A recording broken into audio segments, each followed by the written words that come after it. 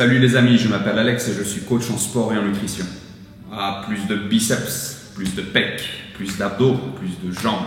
Je sais messieurs que c'est ce à quoi la plupart d'entre vous aspirez. Et je sais aussi une chose, c'est que pour obtenir un physique mieux gaulé sur tous les plans, vous êtes prêt à tout, quitte à dépenser votre argent à tout bout de champ et à mettre votre santé en danger.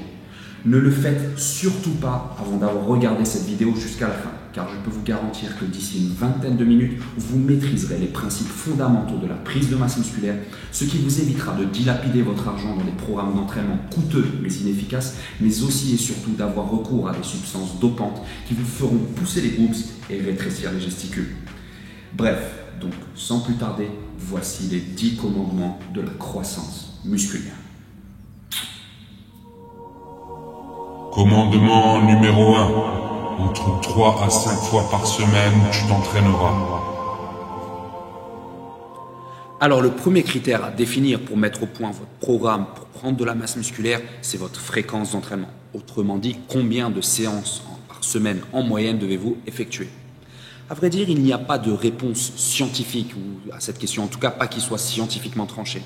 Cela dit, à travers mon expérience en tant qu'entraîneur personnel et qu'ancien gringalet, j'aurais tendance à penser qu'une moyenne de 3 à 5 séances par semaine soit optimale pour progresser sur le plan musculaire. Cette fréquence d'entraînement n'est en effet ni trop élevée, ce qui vous laisse suffisamment de temps pour récupérer et surcompenser entre vos séances, ni trop basse, ce qui se traduirait par des gains musculaires sous-optimaux.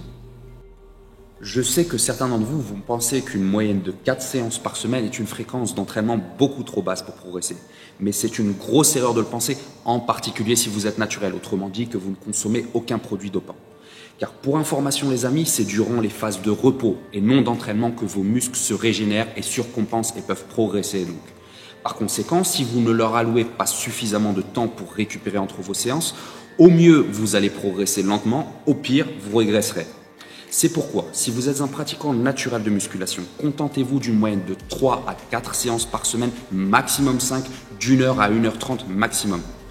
Et si vous voulez mon avis, si vous êtes capable de vous entraîner plus souvent en étant naturel, c'est que soit vos séances souffrent d'un manque de volume, soit qu'elles souffrent d'un manque d'intensité, soit que vous n'êtes pas un natif 100% bio, si vous voyez ce que je veux dire. Commandement numéro 2. Les exercices polyarticulaires au sein de tes séances, tu privilégieras. Alors le deuxième critère important concerne le contenu de votre programme, autrement dit le choix des exercices à effectuer durant vos séances. Comme je le disais en intro, beaucoup trop de programmes d'entraînement vendus sur le web proposent une variété infinie d'exercices exotiques dont le retour sur investissement en termes de résultats est faible, voire inexistant. Or, il existe des valeurs sûres en musculation, des exercices dont l'efficacité a été et continue d'être prouvée par des générations entières de culturistes. Ces exercices, ce sont les exercices dits polyarticulaires, autrement dit des exercices qui mettent en jeu plusieurs articulations et donc groupes musculaires en même temps lorsque vous les exécutez. Parmi eux, on retrouve d'1 les squats et toutes les variantes de squat, de 2 les développés et toutes les variantes de développés, couché, incliné, épaules, etc. etc. De 3 les tirages horizontaux, verticaux, menton, les tractions, etc. De 4 les soulevés de terre et toutes les variantes de soulevés de terre. De 5 les exercices de presse, la presse à cuisses, la presse à pectoraux, etc. etc. Et de 6 enfin les mouvements olympiques tels que l'épaulé jeté, l'épaulé ou l'arraché. Grosso modo, ces mouvements doivent représenter plus de 60% du volume total de vos séances. Les 40% restants pourront alors provenir d'exercices dits monoarticulaires, autrement dit d'exercices d'isolation, lesquels sont moins taxants physiquement, mais permettent de mieux cibler le travail sur certaines zones musculaires spécifiques de votre corps. Pour prendre une métaphore que j'utilise souvent avec mes clients, les exercices polyarticulaires ou composés vous permettront de bâtir le gros œuvre de votre physique. C'est pour ça que vous devez les effectuer au début de vos séances. Tandis que les exercices monoarticulaires ou d'isolation vous permettront d'en fignoler les finitions. C'est pour cela que vous devez les effectuer plutôt vers la fin de vos séances. Commandement numéro 3. De 21 à 30 séries par séance, tu effectueras. Bien, maintenant parlons du volume d'entraînement optimal pour gagner naturellement un maximum de masse musculaire. Autrement dit, combien de séries devez-vous effectuer en moyenne par séance pour maximiser vos gains musculaires? Eh bien, la réponse à cette question est un simple « ça dépend ». Ça dépend en effet de la phase du cycle d'entraînement dans laquelle vous vous trouvez. Par exemple, si vous êtes en phase d'entraînement de la force, 15 à 20 séries par séance sont souvent présentées comme le volume d'entraînement optimal pour gagner en densité musculaire. En revanche, si vous êtes en phase d'entraînement de la force endurance, 30 à 35 séries sont plutôt présentées comme le volume d'entraînement idéal pour gagner en définition et innervation musculaire ainsi que maximiser vos congestions musculaires. Enfin, si vous êtes en phase d'hypertrophie pure, 21 à 30 séries par séance sont souvent avancées comme le volume d'entraînement optimal pour gagner en volume musculaire. Et pour schématiser, c'est ce dernier type d'entraînement qui vous permettra de gagner un maximum de volume musculaire. Commandement numéro 4. 8 à 15 répétitions maximales par série, tu réaliseras. À vrai dire, on ne peut pas vraiment parler du volume de vos séances sans parler de leur niveau d'intensité. Car comme je viens de l'expliquer, le nombre de séries que vous allez pouvoir faire durant vos séances va varier en fonction de leur niveau d'intensité. Autrement dit, des charges avec lesquelles vous travaillez.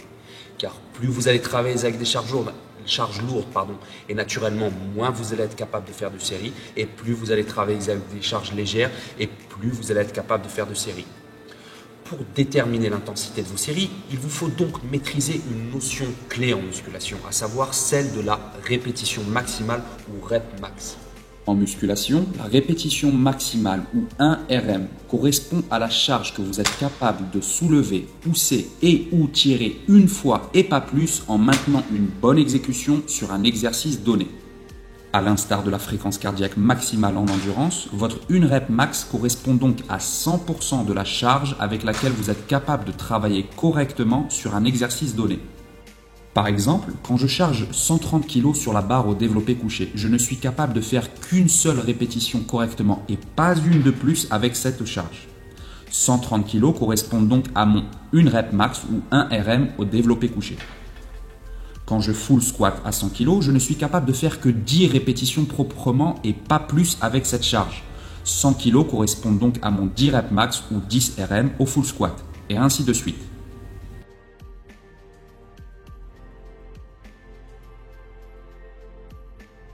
Connaître votre 1 rep max est crucial en musculation car cela va vous permettre de définir les charges ainsi que le nombre de répétitions avec lesquelles vous allez devoir et pouvoir travailler pour maximiser le rendement de chacune de vos séries et donc optimiser vos gains musculaires. Il est généralement établi que la fourchette de répétition maximale idéale pour gagner de la masse musculaire se situe entre 8 et 12 répétitions maximales pour les muscles du haut du corps et entre 12 et 20 répétitions maximales pour les muscles du bas du corps. Commandement numéro 5. Des techniques d'intensification de l'entraînement, tu incorporeras. Pour intensifier vos séries, il n'y a pas que les charges avec lesquelles vous travaillez qui comptent. Vous pouvez également les intensifier en faisant appel à des techniques vieilles comme la première barre de musculation. Parmi ces techniques, vous avez le superset. Les supersets ou super séries consistent à enchaîner 2 séries pour des groupes musculaires identiques ou opposés sans prendre de temps de récupération entre les séries. Par exemple, vous effectuez une série pour les biceps puis enchaînez immédiatement par une série pour les triceps. Vous récupérez un instant puis reprenez l'enchaînement. Les supersets peuvent se faire sur 2, 3 ou 4 exercices différents à la fois. Le drop set. Le drop set ou série dégressive consiste à effectuer la première série d'un exercice avec une charge donnée, puis à décharger en enlevant des poids progressivement et à prolonger la série jusqu'à épuisement musculaire. Disons par exemple que vous effectuez une première série de 12 extensions de mollets assis à la machine à 120 kg. Dès que vous avez fini vos 12 premières extensions, vous enchaînez sans repos par une deuxième série de 15 extensions de mollets assis à la machine à 80 kg, puis par une troisième série de 20 extensions de mollets assis à 50 kg, et ainsi de suite jusqu'à atteindre l'échec musculaire. 3. La rest pause.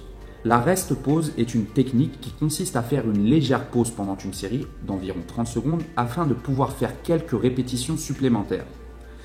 Prenons l'exemple du développé couché. Vous prenez un poids qui ne vous permet de faire que 2 à 3 répétitions. Vous faites ces répétitions puis reposez la barre, mais restez allongé sur le banc. Vous attendez 30 secondes puis refaites à nouveau 1 à 2 reps.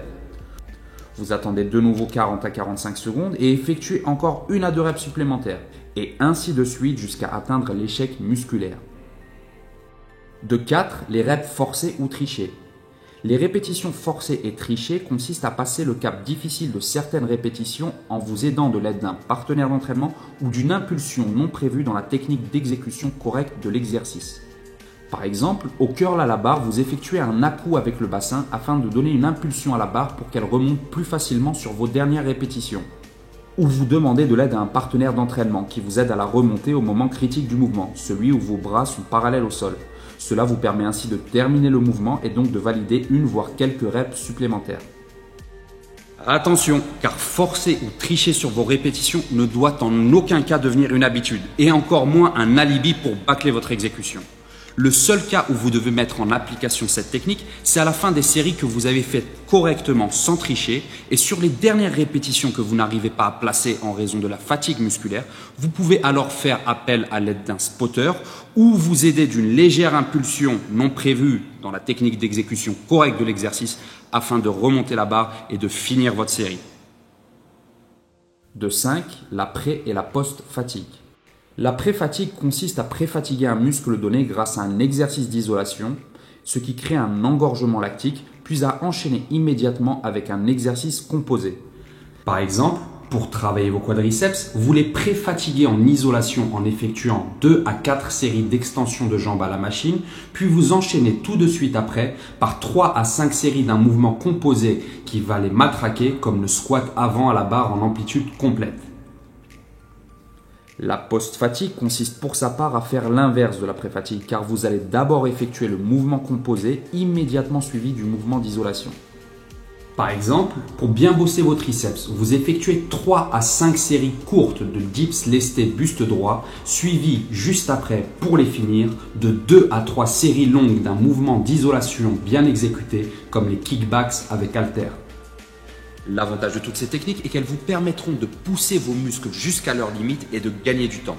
Vous gagnerez donc plus de masse musculaire, vous gagnerez également en définition et obtiendrez de très belles congestions musculaires. Incorporez-les donc régulièrement dans votre programme d'entraînement et dans vos séances afin de sans cesse surprendre vos muscles et en stimuler la croissance. Commandement numéro 6. La qualité d'exécution de tes mouvements tu contrôleras. Ça, voyez-vous, c'est de la merde. Et ça aussi. Chauffez les amis. Vouloir prendre lourd pour impressionner la charmante demoiselle de l'autre côté de la salle, qui ne vous calcule même pas, soit dit en passant. Soit. Mais sachez une chose, c'est que l'entraînement à l'ego est loin d'être le meilleur moyen de progresser en musculation. Car oui les amis, si vous voulez vraiment gagner des muscles, vous devez laisser votre putain d'ego au vestiaire quand vous venez à la salle et vous concentrer sur la qualité d'exécution des mouvements que vous effectuez plutôt que les charges avec lesquelles vous travaillez, nom de Dieu.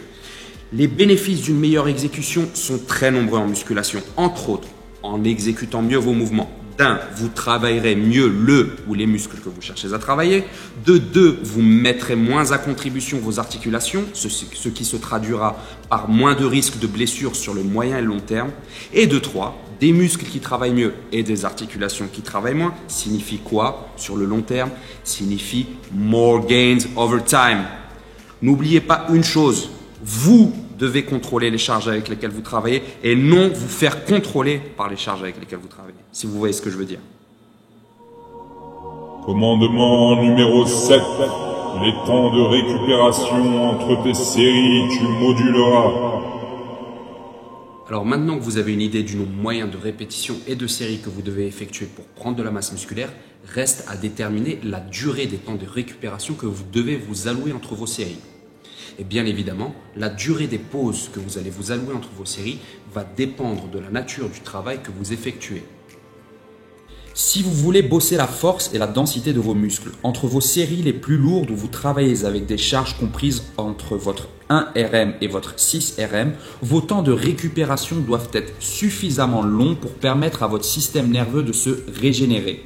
Dans ce cas, vos pauses peuvent donc aller de 2 minutes 30 à 7 minutes lorsque vous bossez avec des charges maximales. Si vous voulez bosser la définition et congestion de vos muscles, entre vos séries les plus légères où vous travaillez avec des charges comprises entre votre 12 reps max et votre 20 reps max, vos temps de récupération peuvent être assez courts car la sollicitation de votre système nerveux est plutôt faible.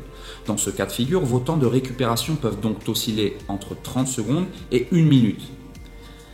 Si vous bossez le volume de vos muscles, entre vos séries d'hypertrophie où vous travaillez avec des charges comprises entre votre 6 reps max et votre 12 reps max, vos temps de récupération doivent être intermédiaires de l'ordre de 1 minute à 2 minutes 30. Notez que de tous les critères dont j'ai parlé jusqu'ici, vos temps de récupération sont le moins essentiels, si l'on peut le dire ainsi, pour votre prise de masse. Ce que je veux dire par là, c'est que votre fréquence hebdomadaire d'entraînement, le volume de vos séances en termes de série, l'intensité de vos séances en termes de répétition maximale, mais aussi de technique d'intensification que vous utilisez, et enfin la qualité d'exécution que vous apportez à vos mouvements sont des critères autrement plus essentiels que les pauses ou les temps de récupération que vous allez vous allouer entre vos séries. Donc ne pinaillez pas sur vos temps de récupération tant que les 5 facteurs dont j'ai parlé précédemment n'ont pas été optimisés. Commandement numéro 8. Ton tonnage total hebdomadaire, progressivement, tu augmenteras. Alors, pour faire grossir vos muscles, vous devez les surcharger progressivement, ce qui signifie que vous devez augmenter petit à petit la tension mécanique et le stress métabolique auquel ils sont soumis durant vos séances. C'est même une règle fondamentale pour ne pas stagner en musculation, car plus la tension mécanique et le stress métabolique auquel vos muscles sont soumis durant vos séances va augmenter, plus leur croissance musculaire sera forte. Bon, bien évidemment, j'imagine que tension mécanique, stress métabolique, ce sont des concepts assez abstraits pour vous. Ceci étant dit, il existe un moyen très concret de les chiffrer, et ce moyen, c'est de calculer votre tonnage total hebdomadaire. Votre tonnage total hebdomadaire, c'est le volume total de charge exprimé en kilogrammes que vous avez tiré, soulevé et ou poussé au cours d'une semaine donnée. Par exemple, si lundi vous avez fait 5 séries de 8 répétitions de développé couché à 90 kg, puis 4 séries de 12 biceps curl à la barre à 40 kg, et enfin 4 séries de 12 répétitions de presse inclinée pour les pecs à 70 kg, votre tonnage total pour cette première séance de la semaine aura été de 8880 kg. Si mercredi vous faites 5 séries de 10 répétitions de soulevé de terre à 100 kg, puis 3 séries de 10 tirages nuque à la poulie haute à 70 kg, et enfin 3 séries de 8 tirages horizontaux convergents à une main à 45 kg, votre tonnage total pour cette deuxième séance de la semaine aura été de 9260 kg. Et enfin, si vendredi vous faites 5 séries de 8 presses à cuisse à 180 kg, puis 3 séries de 12 développés à 25 kg, puis enfin 3 séries de 12 élévations latérales à frontale avec des haltères de 12 kg, votre tonnage total pour cette troisième et dernière séance de la semaine aura été de 8964 kg. En tout, votre tonnage total hebdomadaire sur ces 3 séances aura donc été de 8880 kg plus 9260 kg plus 8964 kg, soit un total de 27 104 kg. Bien évidemment, il ne s'agit que d'un exemple ici. Votre tonnage total hebdomadaire peut être bien supérieur ou inférieur à ce chiffre en fonction de votre niveau d'entraînement, de votre âge et de bien d'autres facteurs. Mais ce qu'il faut retenir comme message essentiel ici, c'est la chose suivante, à savoir que plus votre tonnage total hebdomadaire va augmenter, plus la croissance de vos muscles sera forte. C'est une fonction assez linéaire somme toute. Votre tonnage total hebdomadaire augmente, la croissance de vos muscles devient plus forte. Commandement numéro 9. D'une récupération planifiée de qualité, tu goûteras. Bien entendu, vous ne pouvez pas continuer indéfiniment à augmenter votre tonnage total hebdomadaire et donc les charges avec lesquelles vous travaillez. Car va arriver un moment où pour continuer à progresser et surtout ne pas vous surentraîner, vous allez devoir allouer du repos à vos muscles afin qu'ils puissent surcompenser et croître. Autrement dit, des moments où vous allez devoir effectuer ce que l'on appelle dans le jargon du coaching des décharges d'entraînement. Je vous recommande pour ma part vivement d'effectuer des décharges d'entraînement d'une semaine toutes les 6 à 10 semaines. Lorsque vous effectuez ces semaines de décharge, vous pouvez soit réduire le volume de vos séances, soit l'intensité de vos séances, soit ces deux facteurs en même temps, soit ne pas vous entraîner du tout. Mais pour ma part, je n'aime pas tellement cette dernière option. En règle générale, j'effectue une décharge d'entraînement toutes les 8 à 10 semaines.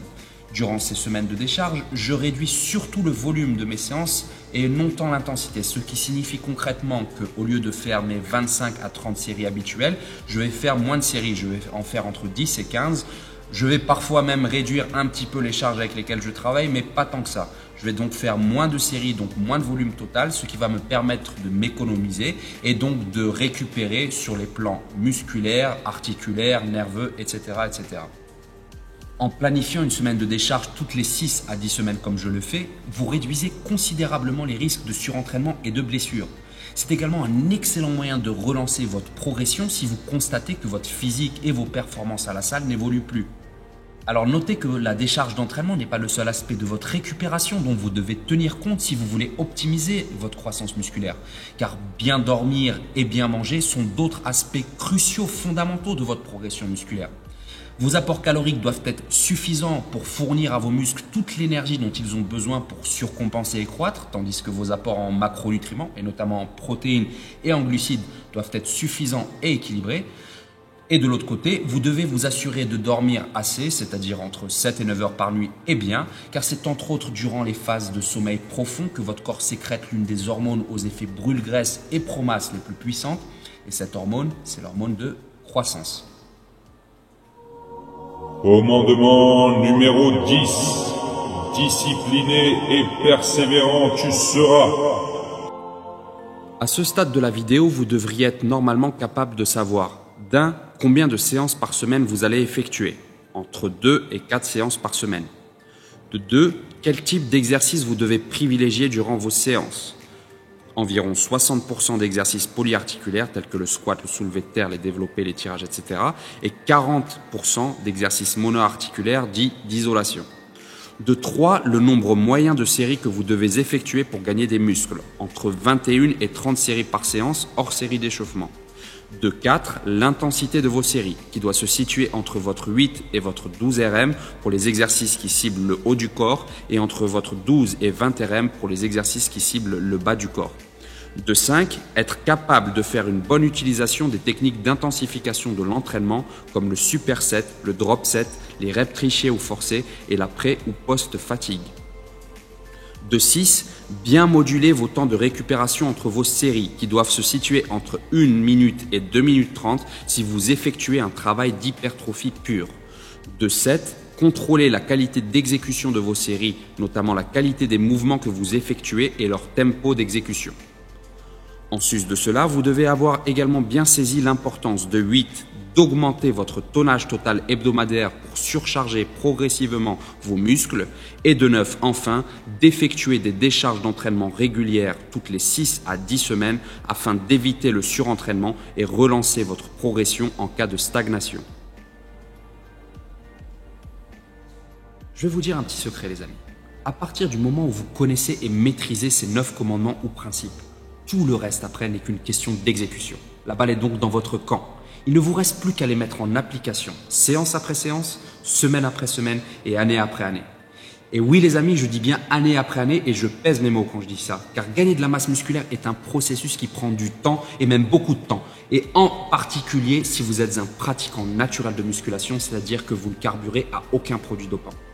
Pour la petite anecdote, il m'a fallu près de 10 ans pour passer d'un physique gringalé de 70 kg pour 1,82 m au physique que j'ai aujourd'hui.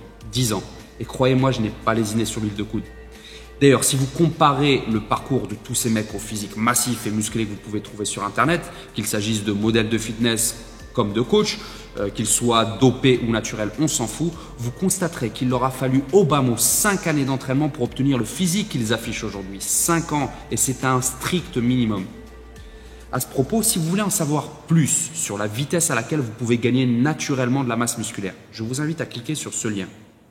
Et si vous voulez en savoir plus sur votre potentiel maximal en termes de croissance musculaire naturelle, c'est-à-dire sans produits dopants, je vous invite à cliquer sur cet autre lien. Toujours est-il que le message que je cherche à vous faire passer ici, les amis, est le suivant. Quoi que l'on vous dise et quoi que l'on vous promette, vous pouvez gagner de la masse musculaire et même beaucoup de masse musculaire. Mais cela prend du temps. Vous devez donc faire preuve de 2 qualités essentielles qui, selon moi, font un petit peu défaut à la jeunesse actuelle, à savoir d'un, de la discipline et de 2, de la persévérance. Si vous êtes jeune et que vous n'êtes pas tout à fait d'accord avec mon opinion, n'hésitez pas à m'en faire part en commentaire et surtout à faire quelque chose d'encore plus constructif, à savoir de me prouver par vos actions que j'ai tort. Bref les amis, c'était Alex. Je sais qu'on a couvert beaucoup de matière dans la vidéo d'aujourd'hui, donc si vous avez des questions, n'hésitez pas à me les poser en commentaire. Et bien évidemment, si la vidéo que vous venez de voir vous a plu, n'hésitez pas à lâcher un petit pouce et surtout à vous abonner à ma chaîne.